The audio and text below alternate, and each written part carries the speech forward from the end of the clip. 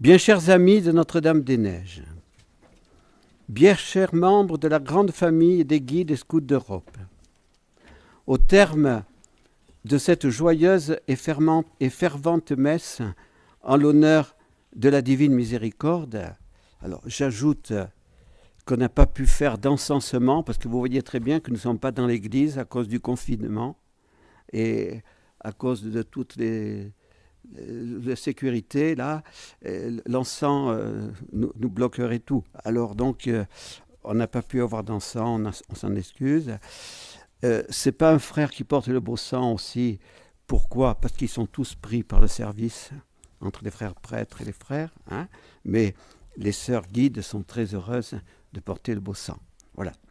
Donc, en votre nom, à chacun, je voudrais dire à Jésus miséricordieux, à Dieu le Père des miséricordes, à l'Esprit Saint qui produit les grâces de la divine miséricorde en nos âmes, et à la Vierge Marie, Mère de la miséricorde, un très grand merci. Que serions-nous sans la miséricorde divine? Oui, Jésus, nous avons confiance en toi. C'est ce qui est écrit sur le tableau que Jésus a voulu voir peint et qu'il a demandé à Sainte Faustine.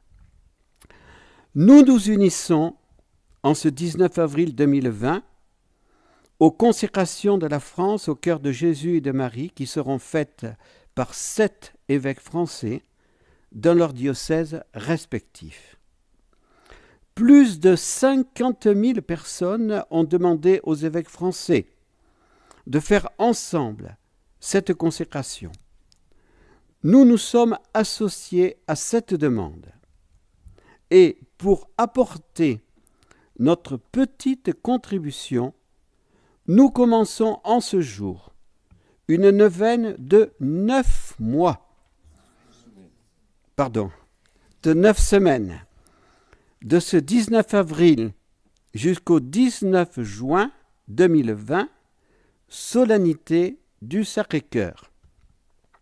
Après les vêpres de cette solennité, ce 19 juin 2020, et en entrant dans la fête du Cœur Immaculé de Marie, le 20 juin, nous consacrerons la famille missionnaire de Notre-Dame, ses foyers amis, et tous les amis de Notre-Dame-des-Neiges, dont les membres de la grande famille des guides et scouts d'Europe, au cœur de Jésus et de Marie, unis dans le Saint-Esprit, et sans oublier Saint Joseph, puisque ce sera un 19 juin, et que le 19 est le chiffre de Saint Joseph. Nous le fêtons le 19 mars. Chaque jour, nous vous proposerons des enseignements et temps de prière pour découvrir ou redécouvrir l'identité de la France. Saint Jean-Paul II, dans son avant-dernier livre « Mémoire et identité », nous a donné cet important enseignement. L'identité d'une nation a besoin d'un fondement solide, sa mémoire. Notre contribution sera modeste.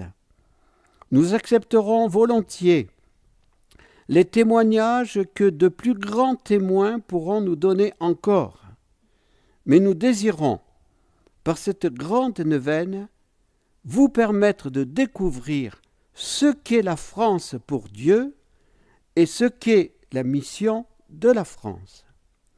Nous rappellerons au début juin les 2 grandes questions de Saint Jean-Paul II à la France, posées lors de son premier voyage en notre pays qu'il aimait beaucoup, en juin 1980, donc il y a 40 ans.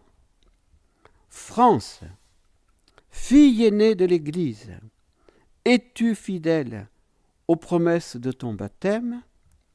France, fille de l'Église et éducatrice des peuples, es-tu fidèle pour le bien de l'homme à l'alliance avec la sagesse éternelle.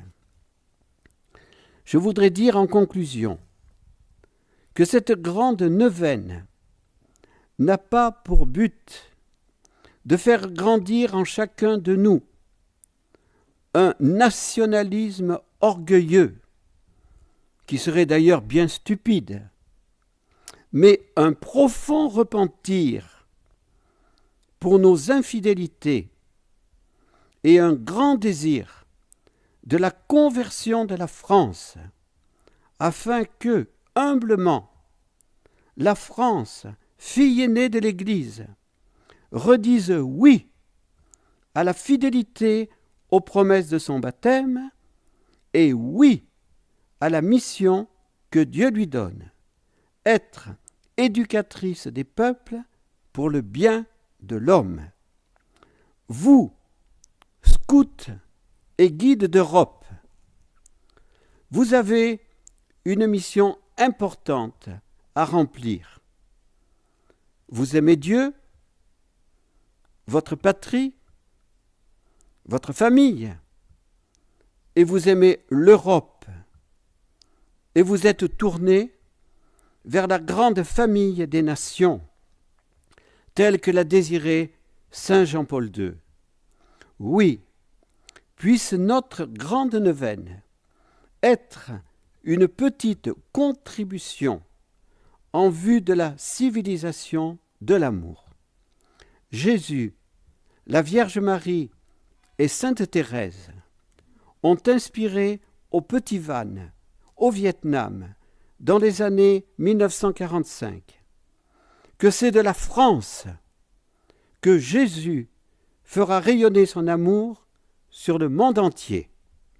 Alors, en avant, pour la fidélité et pour remplir notre mission d'apôtres et de témoins dans la vérité. Témoins de l'amour, dans la vérité.